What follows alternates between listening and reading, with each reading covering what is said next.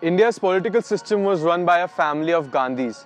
Now, India's SUV sector is run by a family of Mahindra SUVs, and this is the Korean cousin of Mahindra.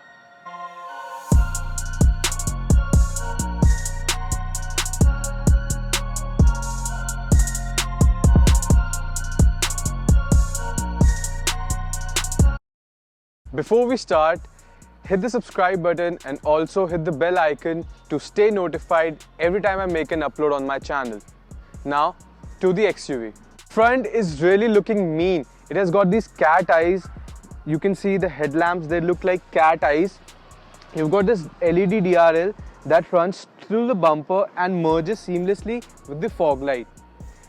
The grille has got a very slim and a very intricate detailing treatment over here. Now this part of the body is an accessory, but as you can see, the grille also looks really beautiful and it has got this fake carbon fiber look which pleases to the eye. On the side, the first thing that you notice is the 17-inch diamond cut alloy wheels. They look really beautiful on this car and it really complements the style of the car. And you've got these shadow lines that run across the side, one over here at the fender, then you've got one that runs across the doors and the one at the rear haunch that looks really beautiful. It gives the car a really squat look over there. And I would like to tell you beforehand that these chrome elements are optional. They don't come with the car and you can do as you please with them. I'm a really particularly fan of these LED elements over here. They look really beautiful. The overall portion is really nice. Although I think the boot lid is really high, it will be a problem to put luggage inside. XUV 300 has 308 liters of boot space. The reason for this small amount is because Mahindra had to chop off the rear. But overall it's a really nice shape of the boot and you've got 60-40 split as well.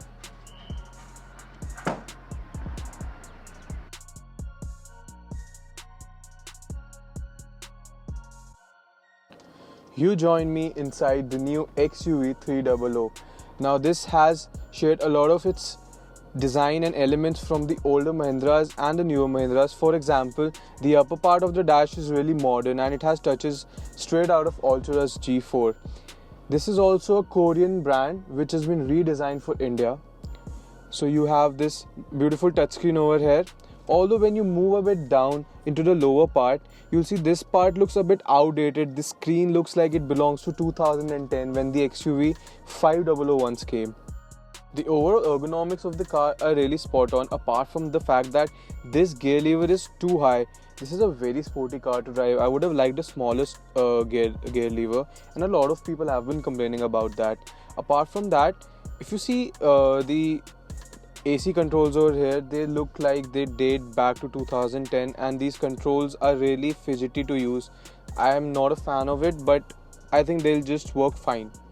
Now it has dual climate control, which is new to this segment again. Over here if you see, you've got seatbelt warning system for every passenger in the car, which is a really nice touch. And you've got trip computer meter over here, and then you've got this button which lets you select what kind of feel you get from the steering wheel. The best thing I like about the interior and of the car in general is the steering wheel. It's really nice to hold. It's leather wrapped and it's supremely nice to hold. On the right you've got controls for the traction control system, auto start stop, as well as parking assistance. You can completely turn that off. The speedometer is really nicely laid out. It's got really bold and clear letters. It shows what you want to see and it also shows you the angle of the steering wheel that it is on, because sometimes the steering is like this and you don't know whether your wheels are aligned straight or on the side. So by this system you'll know when the steering is pointing in the right direction. It's a norm to have a touchscreen system in the 21st century and Mahindra is not behind. It has an EcoSense meter over here. As you can see, it digitally rates you and you can even share it with Facebook, WhatsApp or Twitter. Really strange, I don't want to share that. Then you've got Android Auto, Apple CarPlay, and you've got phone connectivity, navigation, along with an e-manual. You don't have to fidget around with the papers and the manual that is physically available. You've got it digitally stored in your system. The Please screen, select the parking mode if you need assistance. it does that every time. If you need assistance while parking, you've got one parallel parking mode in which it senses the space, whether it's Drive till you adequate. find a clear parking slot in the box area. Again. Then, put the reverse gear and turn the steering wheel. This is a nice teacher. It teaches you how to park. Then you've got this parallel parking function in which it selects where to go and it finds adequate space for your car. Then you've got this lane. Align the arc line with the parking slot line. Then, turn the steering wheel to the maximum and reverse. And then you've got this something apart from parallel parking. You've got this sideways parking, which is very prevalent in more urban areas, so it's really helpful.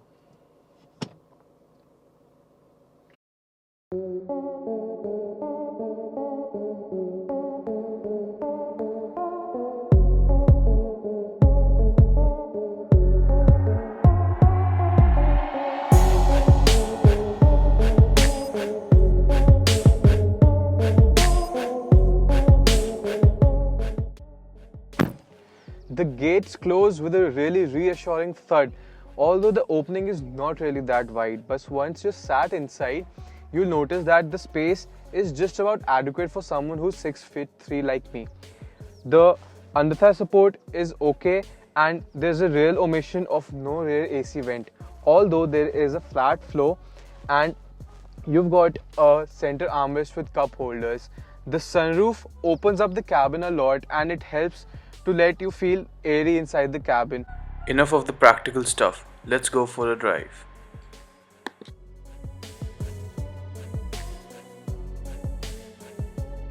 "115 horsepower, 300 Newton meter of torque." The engine's power figures tell you half the story. This car is absolutely ballistic to drive. There's a bit of a turbo lag before 2000 RPM, but once you pass that, it's just ballistic. It goes, and before you know, the car is out of your control. The performance is pretty good. There is a magic button here that changes the feel of the steering. You can either select normal, sport or comfort. I would honestly suggest you to keep it in sport at all times. Talking about the ergonomics, you can easily find a suitable position for you to drive. You have got adjustable steering wheel, you've got adjustable height in the seat as well, and the overall suspension is tuned a bit stiffly, but it's really rewarding when you're at high speeds. The car doesn't bob around, it's really stable at high speeds. The 17-inch profile of the tires can be a bit firm, but honestly, on the normal surface or in the urban areas, the engine and this drivetrain, the chassis is really well synchronized. The engine not only produces a lot of power, but it is very economical as well. Mahindra is telling to expect more than 20 kmpl, and it also has a start-stop function, just like a lot of Maruti hybrids. And as with all the Mahindras, the car is loaded to the gills. Now I'll display all the features at the end of the video, so do have a look.